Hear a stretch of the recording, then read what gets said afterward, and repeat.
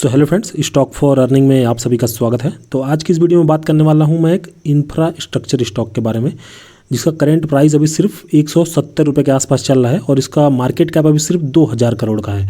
तो काफ़ी छोटी कंपनी है, स्मॉल कैप साइज की कंपनी है। वहीं अगर आप इसका क्लाइंट बेस देखो तो यहाँ पर आप देख सकते हैं इंडियन रेलवे, फिर उसके बाद इरकॉन, रीट्स, रेल विकास निगम, NHAI, GMR, फिर उसके बाद NTPC।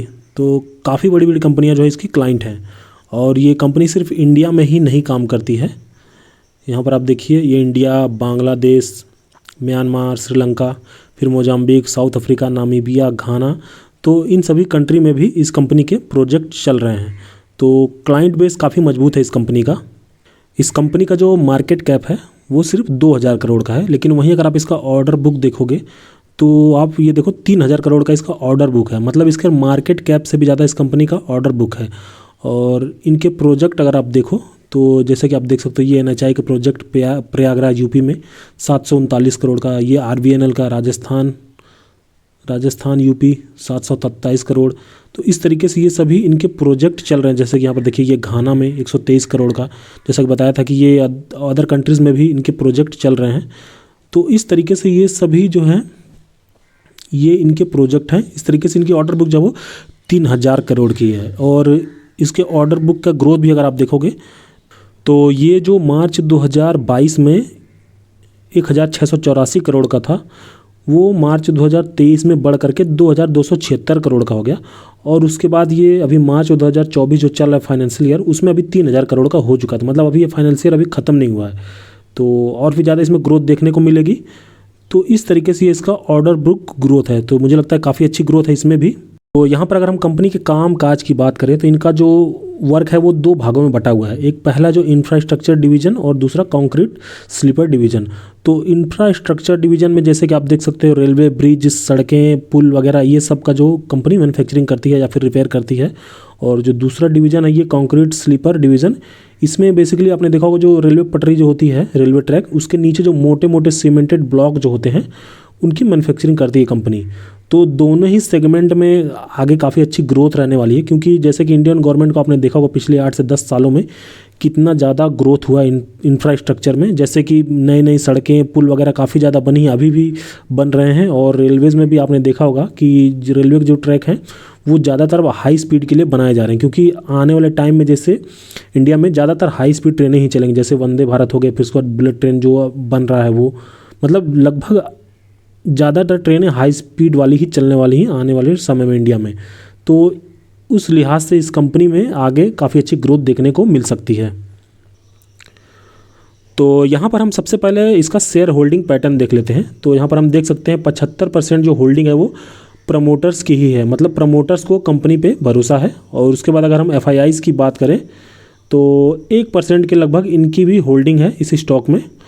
और अगर हम DIIs की बात करें तो यहाँ पर हम देख सकते हैं इन्होंने भी अपनी होल्डिंग्स को बढ़ा करके 4.5% तक ले आया है। और यहाँ पर कौन कौन म्यूचुअल फंड जो है इसमें इन्वेस्टेड हैं, तो यहाँ पर हम देख सकते हैं बंधन बैंक, IDFC और उसके बाद कोटक महिंद्रा।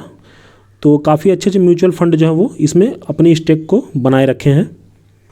और यहाँ पर अगर हम इसके चार्ट को देखें तो पिछले 5 सालों में इस स्टॉक ने 5000% के लगभग रिटर्न बना करके दिया है। मतलब अपने इन्वेस्टर को पैसे को इसने पिछले 5 सालों में 50 गुना कर दिया है। अब ऐसा नहीं है कि सिर्फ स्टॉक में ही रिटर्न मिला है, यहाँ पर कंपनी ने भी काफ़ी अच्छा प्रॉफिट किया है। यहाँ पर आप देख सकते हो इसका EPS लगातार बढ़ता जा रहा है। और जैसे जैसे इसके EPS में ग्रोथ हो रहा है वैसे वैसे इसको मार्केट PE भी अच्छा खासा दे रहा है। मतलब इसका PE रेशियो भी बढ़ता ही जा रहा है। तो काफ़ी अच्छी ग्रोथ अभी तक इस स्टॉक में देखने को मिली है। जैसा कि यहाँ पर हम देख सकते हैं पिछले 10 सालों में इसकी प्रॉफिट ग्रोथ जो है 26% की, उसके बाद पिछले 5 सालों में 36% की, और पिछले 3 सालों में 40% की। और अभी अगर ट्रेलिंग 12 मंथ की बात करें तो 70% की प्रॉफिट ग्रोथ है। तो बहुत ही अच्छी ग्रोथ ये मानी जाएगी। वहीं पर अगर हम इसके सेल्स ग्रोथ की बात करें तो पिछले 10 सालों में 8%, फिर 5 सालों में 12%, 3 सालों में 19%, ट्रेलिंग 12 मंथ में 19%। तो ये सेल्स ग्रोथ और प्रॉफिट ग्रोथ दोनों ही काफ़ी अच्छी है। और यहाँ पर अगर इस स्टॉक के रिटर्न की बात करें, स्टॉक प्राइस CAGR की, तो ये भी आप देख सकते हो जैसा इस स्टॉक ने प्रॉफिट ग्रोथ दिखाया है वैसे ही इस स्टॉक में हमको रिटर्न भी काफ़ी अच्छा मिला है। यहाँ पर जैसे आप देख सकते हैं पिछले 10 सालों में 23%, फिर 77%, उसके बाद 3 सालों में 90% और उसके बाद अभी ट्रेलिंग 12 मंथ में जो 300% के लगभग। तो अभी पिछले 3-4 सालों में इस स्टॉक में बहुत ही ज़बरदस्त ग्रोथ देखने को मिली है इसके स्टॉक प्राइस में। तो पिछले 3 सालों में जिन्होंने भी इस स्टॉक में अपनी इन्वेस्टमेंट की होगी उनको ज़बरदस्त रिटर्न मिला है। तो स्टॉक का नाम है GPT infra project, infrastructure project बनाने वाली कंपनी है ये। और यहाँ पर अगर आप इसका मार्केट कैप देखोगे तो सिर्फ 2000 करोड़ का है। मतलब इतना रिटर्न देने के बाद भी इस स्टॉक का जो मार्केट कैप अभी सिर्फ 2000 करोड़ का है। तो आगे काफ़ी अपॉर्चुनिटी है इस कंपनी के लिए, जो आगे ये काफ़ी तेज़ी से ग्रोथ कर सकती है। और करंट प्राइस आप देखिए सिर्फ 170 रुपये के लगभग। स्टॉक पी देखेंगे तो 33 का है, मतलब इंडस्ट्री पी से थोड़ा हाई वैल्यू पे ये ट्रेड कर रहा है। लेकिन फिर भी मुझे लगता है ये स्टॉक अभी अच्छी वैल्यूएशन पे मिल रहा है, क्योंकि यहाँ पर अगर हम देखें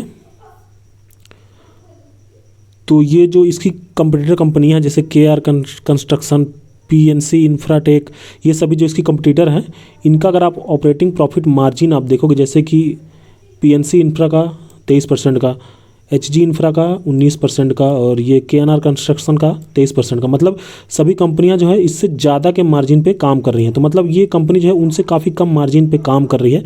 तो मतलब ये उनसे कम पैसे पे काम कर दे रही है। तो मतलब इनको ज़्यादा प्रोजेक्ट मिलने की संभावना रहेगी, क्योंकि ये कम लागत में काम करके ये डिलीवर करने की क्षमता रखती हैं। तो इस कंपनी को ज़्यादा प्रोजेक्ट मिलने के चांसेस हैं। तो मुझे लगता है कि ये स्टॉक यहाँ से अच्छा खासा ग्रोथ कर सकता है और काफ़ी छोटी कंपनी है ये। तो कोई भी बाय या सेल की रिकमेंडेशन नहीं है। और आई होप आपको ये वीडियो अच्छी लगी होगी। अगर अच्छी लगी तो प्लीज़ वीडियो को लाइक करना और चैनल को सब्सक्राइब करना। धन्यवाद।